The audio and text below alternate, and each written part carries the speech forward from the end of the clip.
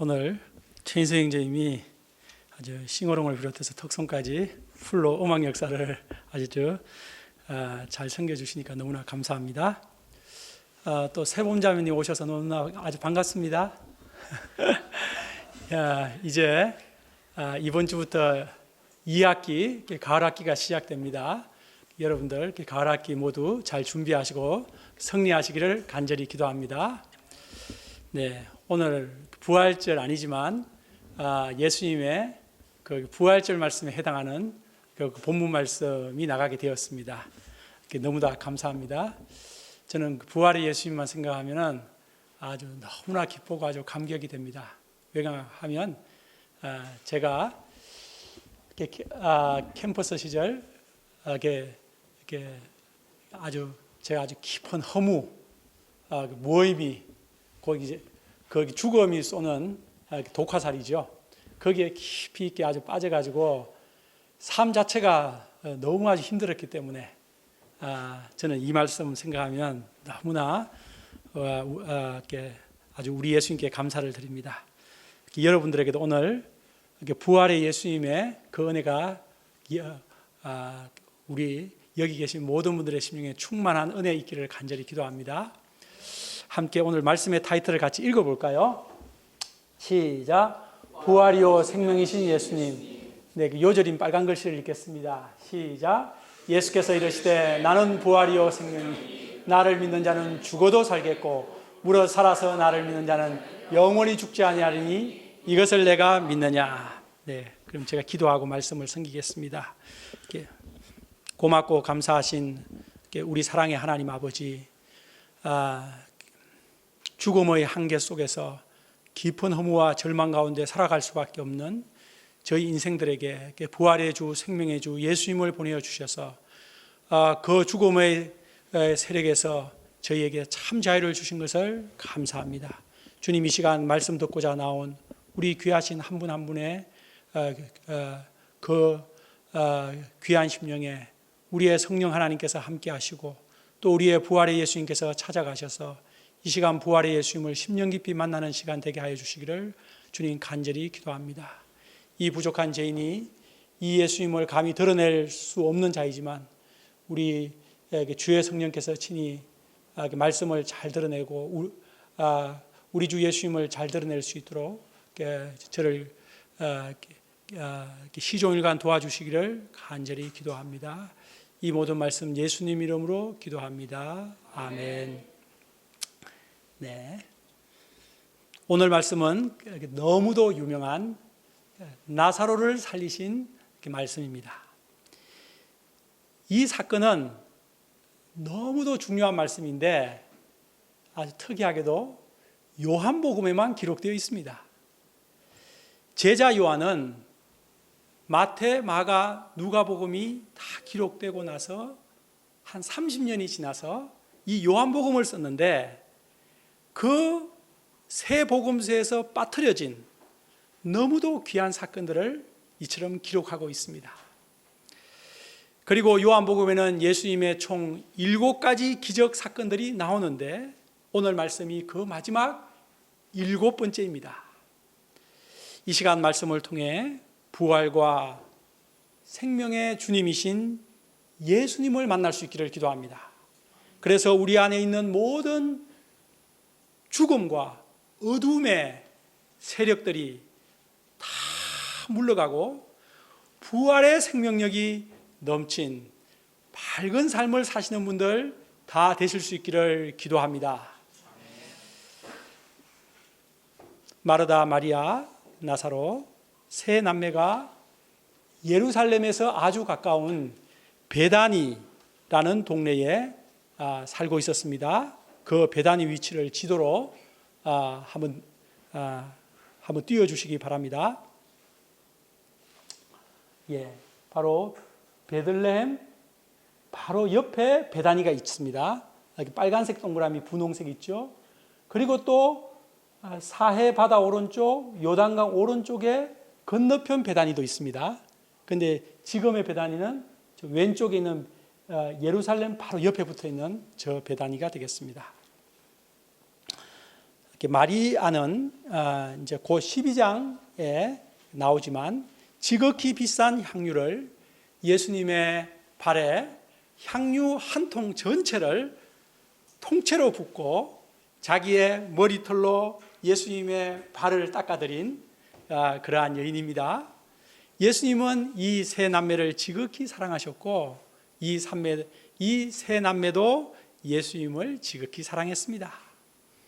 예수님과 이들의 관계는 온 베다니 동네 사람들이 다 알고 있었습니다. 36절에 가서 보면 예수님이 나사로의 죽음에 눈물을 흘리시는 장면이 나옵니다. 그때 유대인들이 말합니다. 보라, 그를 얼마나 사랑하셨는가. 그런데 이 가정에 나사로가 병이 들었습니다. 무슨 병인지 나오지 않지만 촌음을 다투는 병인 것은 분명한 것 같습니다. 그래서 누이들이 예수님께 급히 사람을 보냈습니다. 주여, 보시옵소서, 사랑하시는 자가 병 들었나이다.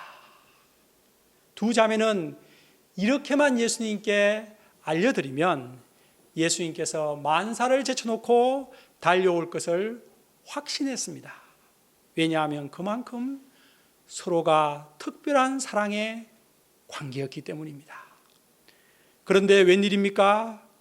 6절을 같이 읽어봅시다. 시작.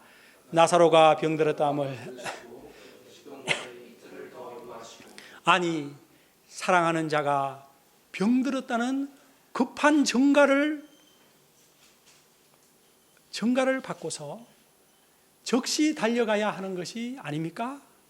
예를 들어서 진광이가 응급실에 들어갔습니다 라는 소식을 받으면 그레이스 사모님이 만사를 제쳐두고 총알 택시를 타고 달려갈 것입니다.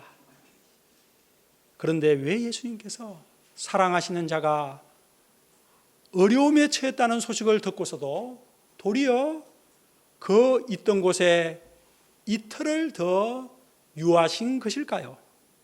이틀을 더 유하시는 사이에 사랑하는 자는 죽고 말았습니다.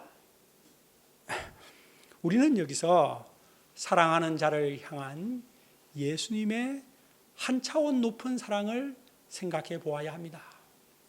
예수님이 사랑하는 자에게 당장 달려가시지 아니한 것은 그들에게 더 좋은 것을 주기 위해서입니다. 그것이 무엇일까요? 4절을 같이 읽어볼까요? 4절입니다. 시작. 예수께서 들으시고 이르시되 이 병은 죽을 병이 아니라 하나님의 영광을 위함이요 하나님의 아들이 이로 말미암아 영광을 받게 하려. 예수님은 나사로의 병을 통해 하나님의 영광을 드러내고자 하셨습니다. 하나님의 아들 예수님의 영광을 나타내고자 하셨습니다. 그 영광이란 바로 예수님이 부활이요 생명의 주님이심을 그들에게 가르쳐 주고자 하신 것입니다. 그러면 예수님이 부활이요 생명의 주님임을 아는 것이 왜 더 좋은 선물이 될까요? 마리아와 마르다의 입장에서 생각해 봅시다. 마리아와 마르다가 예수님에게 원한 것이 무엇이었습니까? 그것은 오빠의 병을 고쳐주는 것이었습니다. 그들이 예수님께 사람을 급히 보낸 것은 예수님께서 빨리 오셔서 병든 오빠를 고쳐주는 것이었습니다. 이는 그들이 예수님을 만났을 때 하는 말에서도 잘 드러나고 있습니다. 우리 21절 마르다의 말, 또 32절에 2절에 나오는 마리아의 말을 한번 동시에 읽어봅시다. 21절 시작. 마르다가 예수께 여짜오되 주께서 여기 계셨더라면 내 오라버니가 죽지. 32절 시작. 마리아가 주께서 여기 계셨더라면 내 오라버니가 죽지 아니하였겠나이다. 어떻게 두 자매의 말이 똑같을까요? 여기만 계셨더라면 오빠가 죽지 않았을 텐데, 그들의 소원 또한 똑같습니다. 곧 예수님만 여기 계셨으면, 또는 예수님이 지금 떨어져 있었지만 빨리 오셨으면, 그러면 오빠는 병에서 살아났을 텐데, 오빠의 병이 치료되어서 오빠가 죽지 않았을 텐데, 그런데 예수님은 사랑하는 자의 그 병을 고쳐 주기도 하시지만 더 중요한 것, 그 누구도 줄 수 없는 가장 귀한 선물을 주고자 하십니다. 그것이 바로 부활의 생명입니다. 그래서 사랑하는 나사로가 죽도록 내버려 두신 것입니다. 더 귀한 것을 주시고자 잠시지만 마르다와 마르다가 오빠를 잃는 큰 아픔을 겪도록 내버려 두신 것입니다. 이것이 예수님의 한 차원 높은 고차원적 사랑이라고 하는 것입니다. 이는 제자들에게서도 잘 드러나고 있습니다. 이틀을 유하신 후 예수님은 제자들에게 자, 되었다. 이제 유대로 가자. 이제 나사로가 죽었기 때문에 이제 유대로 가자는 것입니다. 곧 예루살렘에서 가까운 아까 그 베다니로 가자고 하신 것입니다. 그런데 제자들의 반응이 심상치가 않습니다. 8절을 보십시오. 우리 같이 읽어볼까요? 시작. 제자들이 말하되 랍비여, 방금도 유대인들이 돌로 치려 하였는데 또 거리로 가시려 하나이까. 우리가 그 10장 앞부분에 보면 유대인들이 예수님을 돌로 치려고 하는 장면이 나오죠. 제자들은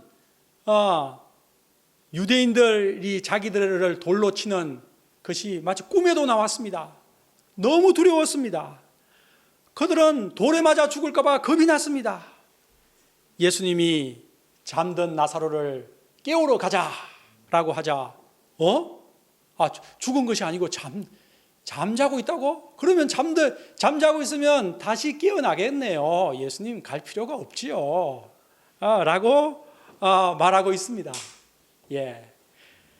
그들은 충분히 잠들었다는 말이 죽었다는 말로 이해할 수 있는 유대인들이었지만 그들은 가고 싶지 않기 때문에 그 잠들었다는 말을 정말 잘로 이게 잠든 것으로 해석을 한 것입니다.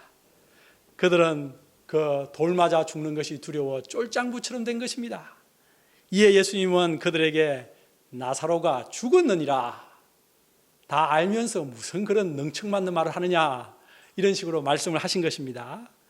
그리고 유대로 가기를 두려워하는 그들에게 말씀하십니다. 낮이 12시간이 아니냐? 사람이 그 낮 동안에 다니면 세상의 빛을 보므로 실족하지 아니하느니라. 그러나 밤에 다니면 빛이 그 사람 안에 없는 거로 실족하게 되느니라. 여기서 낮 12시간은 세상의 빛을 보기 때문에 실족하지 않는다고 했습니다. 그 세상에 이것은 너무나 우리가 쉽게 이해할 수 있는 것이죠. 낮에는 태양빛이 있으니까 잘 보이니까 실족할 리가 없지요. 그런데 거기서 이 예수님의 말씀은 그 낮 12시간이라고 하는, 그때는 세상의 빛이 보인다. 이 세상의 빛은 바로 예수님을 말하는 것입니다. 그러므로 그 낮 12시간에 다닌다는 것은 예수님과 예수님의 빛과 함께 다닌다, 그런 뜻입니다. 예수님과 함께하는 삶은 환한 대낮과 같은 삶이기 때문에 항상 안전합니다. 빛 가운데 걸어가는 형통한 삶입니다. 예수님은 세상의 빛이시고 또 부활이시고 생명이시기 때문에 예수님 안에 살아가는 삶은 항상 밝고 희망이 넘칩니다. 우리가 예수님과 함께하는 삶, 빛 가운데 살아가는 분들 되시기를 간절히 기도합니다.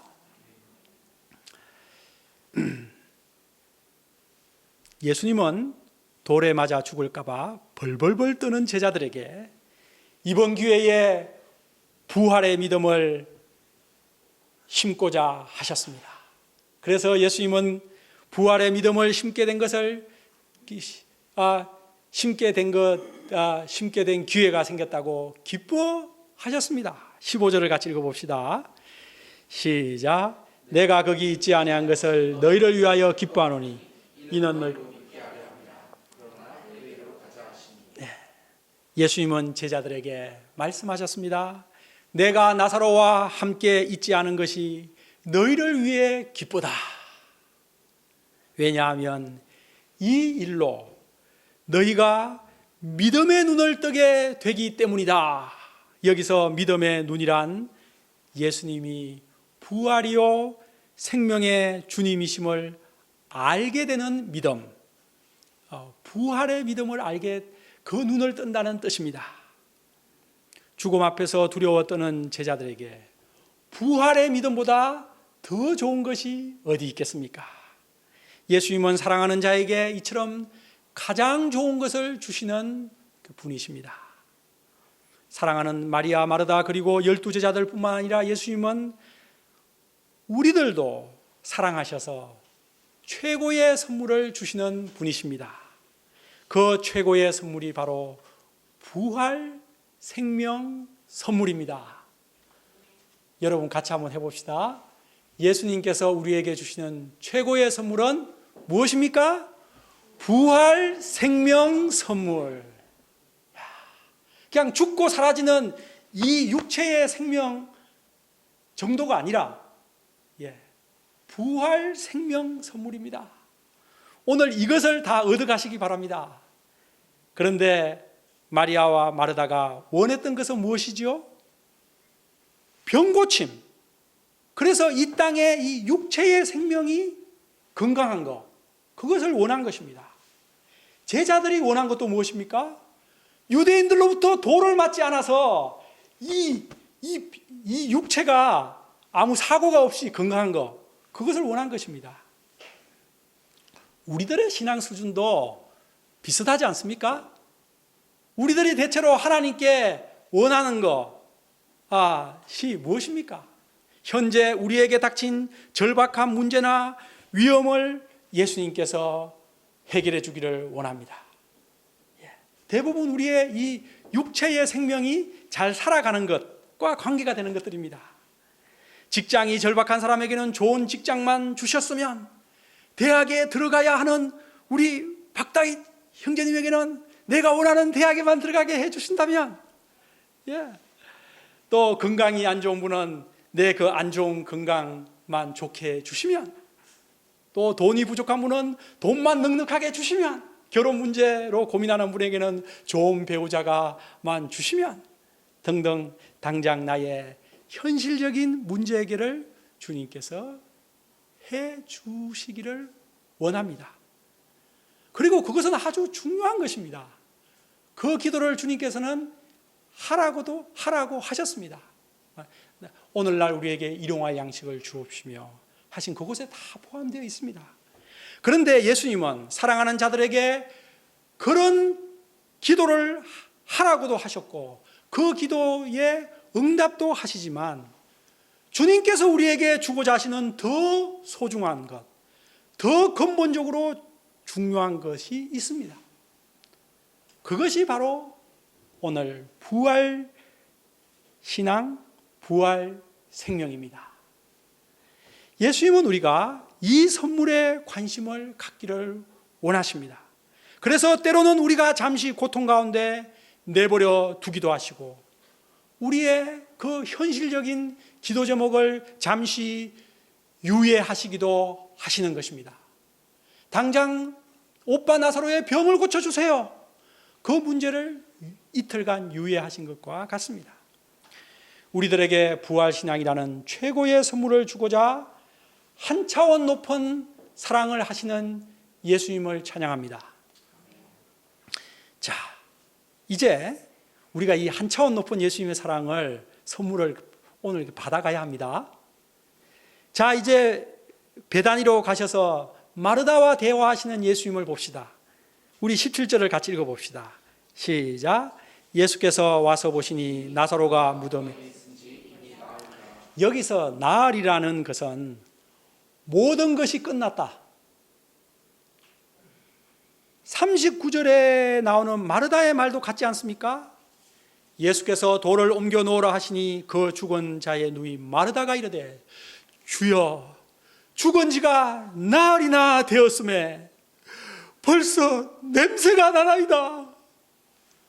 나흘이나 지나서 벌써 냄새가 난다는 것은 더 이상 어떻게 손써볼 수가 없는 상황, 포기할 수밖에 없는 다 끝난 상황이라는 것입니다. 그런데 예수님은 베다니에 도착하셔서 마르다에게 무엇이라고 말씀하십니까? 우리 23절을 같이 읽어봅시다. 23절 시작. 예수께서 이르시되 내 오라비가 다시 살아나리라. 우와, 엄청난 말씀을 하셨습니다. 내 오라버니가 다시 살아나리라. 나흘이나 지났는데 우리 규호 선생님, 사람이 죽어서 나흘이나 지났는데 그걸 거기에서 예수님이 내 죽어 오라버니가 다시 살아나리라, 이 말씀을 예수님이 하셨어요. 죽어서 다 끝났는데 예수님은 이처럼 희망의 말씀을 하십니다. 다시 살아나리라. 그러자 마르다가 무엇이라 말합니까? 미래의 마지막 날에 오빠가 부활할 것을 믿습니다 라고 말하는데 그 목소리가 아주 힘이 없었습니다. 이는 유대인들의 일반적인 부활관이었습니다. 이런 미래적 부활관은 아무 힘이 없습니다. 이에 예수님은 마르다에게 놀라운 선언을 하십니다. 오늘 요절 말씀을 같이 읽읍시다. 25, 6절 시작. 예수께서 이르시되 나는 부활이요 생명이니 나를 믿는 자는 죽어도 살겠고 무릇 살아서 나를 믿는 자는 영원히 죽지 아니하리니 이것을 내가 믿느냐? 예수님은 부활이요 생명이십니다. 이 예수님을 믿으면 죽더라도 삽니다. 살아서 믿는 자는 영원히 죽지 않는다고 약속하셨습니다. 그러므로 중요한 것이 무엇입니까? 우리들에게 중요한 것, 그것은 이 부활이요 생명이신 예수님을 믿는 것입니다. 믿는 사람이 있고 안 믿는 사람이 있는 것입니다. 여러분은 오른쪽에 믿는 사람이 되시겠습니까? 아멘. 반대로 이 안 믿는 사람이 되시겠습니까? 그것은 여러분들의 선택입니다. 저는 이 믿는 사람이 되고 싶습니다. 믿는 것을 선물에 비유하면 여러분의 집에 선물이 택배로 배달되었습니다. 그럼 믿는 것은 무엇입니까? 이 선물 가져가시오도록, 필요 없어, 이렇게 하는 사람은요 안 믿는 사람이고요, 믿는 사람은 이 선물 뚜껑을 열어보니까 거기 뭐라고 적혀있습니까? 부활, 생명, 영생. 그 예수님이 그 선물을 자기가 받아들이는 것입니다. 그렇게 어려운 것이 아닙니다. 여러분들에게 예수님이 선물을 줬으면 그 선물 뚜껑을, 포장지를 열어보고 그것을 케이크면 케이크를 먹는 것처럼 그것을 받아들이는 것입니다. 그 예수님의 부활 생명의 선물을 받아들이면 그 사람 또한 부활 생명이라는 그 선물을 자기 것이 되는 것입니다. 여기서 믿는다, 받아들인다는 말이 이제 같은 말이라 그랬죠. 이것을 좀 어려운 말로 로마서적 표현을 하면 연합한다는 뜻입니다. United.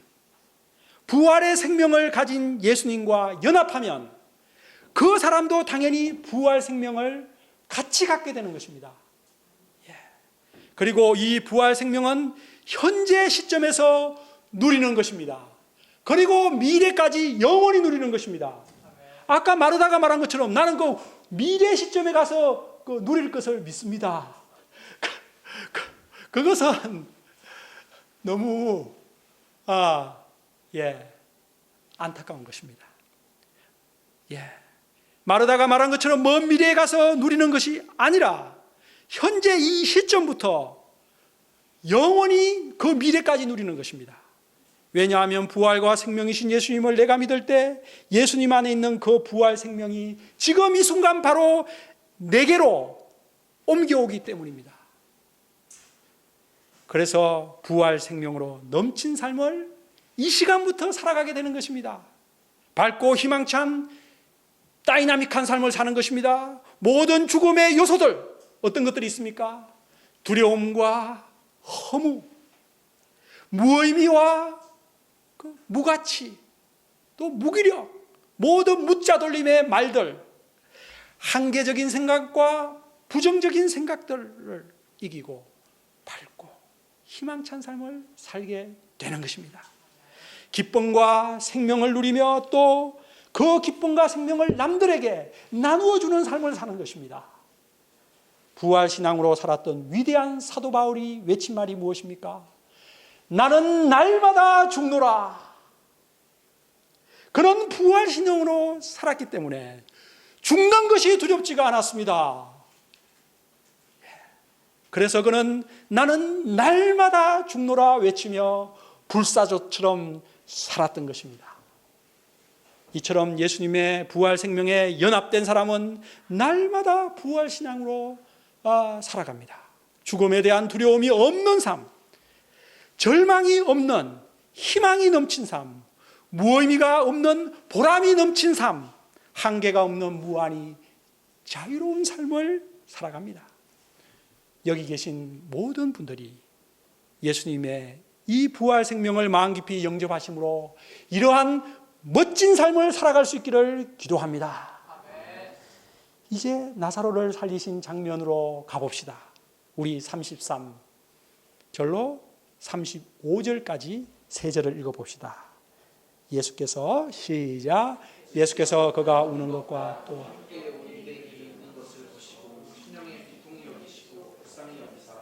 이르시되 그를 어디 두느냐. 주여 와서 보시옵소서. 여러분은 성경에서 예수님이 눈물을 몇 번 흘리신 성경에 몇 번 흘린 것이 적혀 있는지 아십니까? 네, 3번입니다.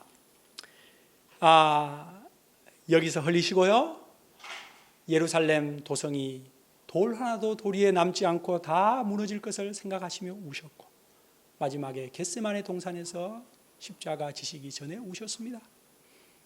예수님의 죽음에는 깊은 의미가 있는 것입니다. 여기서 예수님의 죽음, 예수님의 이 눈물과 마르다 또 유대인들의 눈물과 한번 비교를 해봅시다. 마리아와 유대인들의 눈물은 슬퍼서 우는 것입니다. 사랑하는 사람과의 영원한 이별이 슬퍼서 다시 보지 못하니까 우는 것입니다. 그러나 예수님의 눈물은 다릅니다. 예수님의 눈물은 죽음의 한계에 갇혀 사는 인생들의 불쌍한 것을 보시고 흘리시는 눈물입니다. 인간은 죽음 앞에서 할 수 있는 것이 아무것도 없습니다. 죽음 앞에서 인간이 할 수 있는 유일한 것이 뭐가 있죠? 우는 것밖에 없습니다. 이것은 죽음의 한계에 갇혀 사는 우리 인간의 비참한 실존을 말해주고 있는 것입니다. 인생들이 죽음 앞에서 울 수밖에 없는 이유는 죽음이 우리들의 모든 것을 다 빼앗아가기 때문입니다. 사랑하는 사람을 빼앗아갑니다. 세상에서 즐기고 누리던 모든 것을 빼앗아갑니다. 죽음은 우리가 평생 수고하여 쌓아놓은 모든 것들을 한자로 돌려버립니다. 그래서 우리에게 깊은 허무와 그리고 죽음 이유를 알 수 없는 두려움을 줍니다. 많은 문학도와 철학도들이 죽음을 아름답게 미화하여 글을 썼습니다. 또 과학과 의학은 죽음을 정복해 보고자 수천 년간 노력해 왔습니다. 세상의 많은 종교들도 죽음에 대한 여러 견해들을 내어놓았지만 아무런 해답이 되지 못했습니다. 죽음은 우리 인간을 지배하는 폭군이며 인간은 그 노예들입니다. 이런 세상에 부활이요 생명의 주님께서 오셨습니다. 그리고 그분께서 죽음에 사로잡혀 있는 우리 비참한 인생들을 보시고 심령에 통분히 여기시고 우셨습니다. 우리 인생들의 그 불쌍하게 절규하는 모습 속에 그 고통에 동참하신 것입니다. 그리고 인생들을 지배하는 그 죽음을 없애시기 위해 무덤으로 가셨습니다. 그리고 무덤을 막고 있는 돌을 옮겨 놓으라 하시고 그 깊은 굴속을 향해서 큰 소리로 외치셨습니다. 나사로야 나오너라. 그러자 놀라운 일이 일어났습니다. 우리 함께 43, 44 두 절을 읽어봅시다. 시작. 이 말씀을 하시고 큰 소리로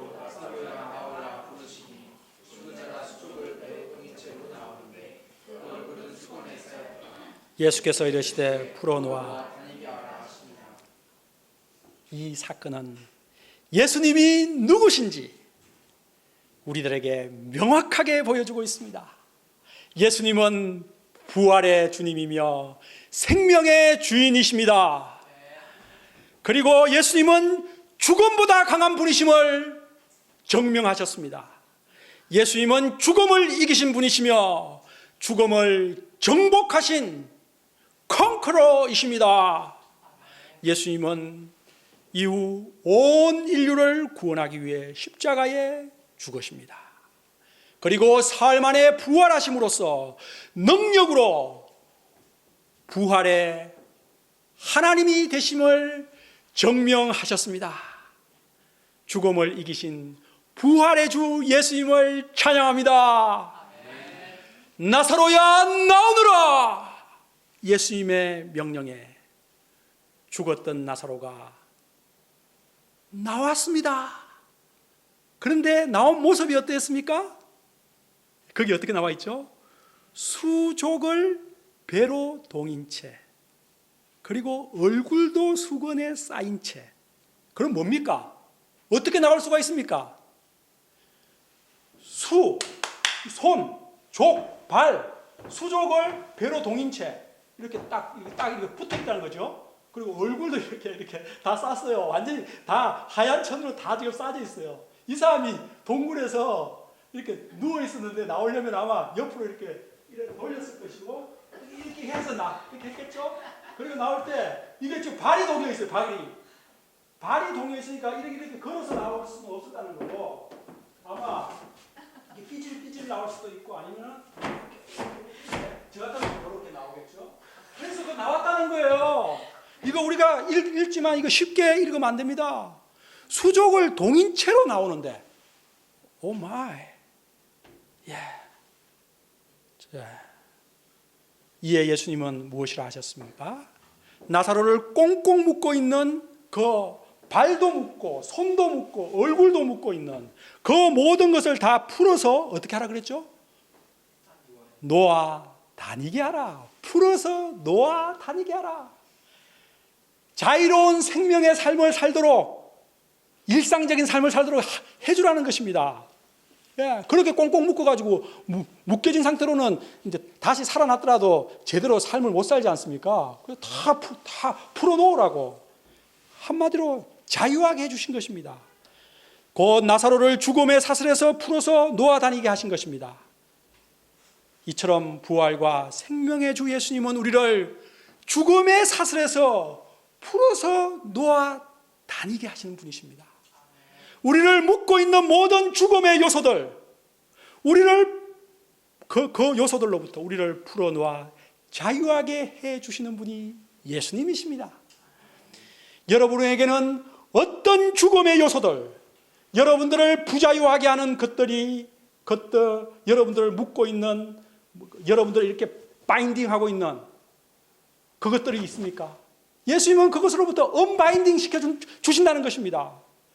여러분들을 얽어매고 있는 것이 죽음의 두려움일 수도 있고, 그러면 막 허무에 사로잡혀서, 무의미에 사로잡혀서 마음이 바인딩 되죠. 예. 또 슬픔일 수도 있고, 인간 갈등에 매여 있을 수도 있고 우울감, 외로움, 그것이 무엇이든 간에 부활의 주님은 그것들로부터 여러분들을 풀어서 놓아 자유하게 해주시는 분이십니다. 그래서 생명 가득한, 생명 풍성한 삶을 살게 하십니다. 우리를 죽음에서 자유하게 하시는 예수님, 우리를 모든 죽음의 얽매임으로부터 자유하게 하시는 예수님을 찬양합니다. 우리가 부활의 이 주 예수님을 영접함으로 죽음을 비롯한 모든 얽매임으로부터, 실제로 세상의 모든 얽매임은 하나로부터 나왔습니다. 다 죽음으로부터 나왔습니다. 잘 깊이 생각해 보십시오.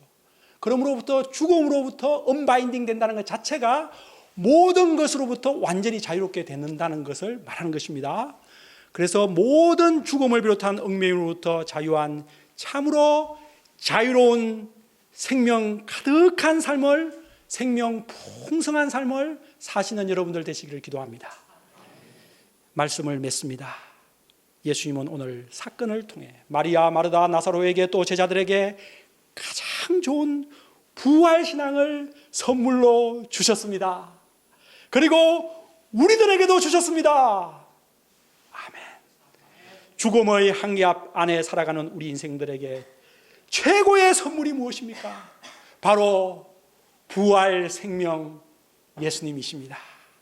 우리가 부활신앙을 선물로 받으면 차원이 다른 삶을 살게 되는 것입니다. 세상에 속해 있으나 세상을 초월한 삶.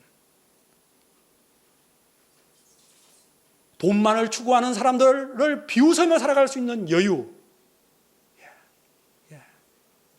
이 땅에 열심히 자기 삶을 살지만 또한 하나님 나라의 기쁨과 천국을 마음속에 늘 누리며 살아가는 삶. 어두운 세상에 예수님의 생명을 비추는 생명을 비추어주는 삶을 삽니다. 이번 한 주 우리 관악칠구 모든 분들이 부활 생명이신 예수님을 마음 깊이 이 선물을 모심으로써 생명 가득한 삶을 사시기를 간절히 기도합니다. 기도하겠습니다. 하나님 아버지, 부활의 주 예수님을 저희들에게 보내주셔서 참으로 감사합니다.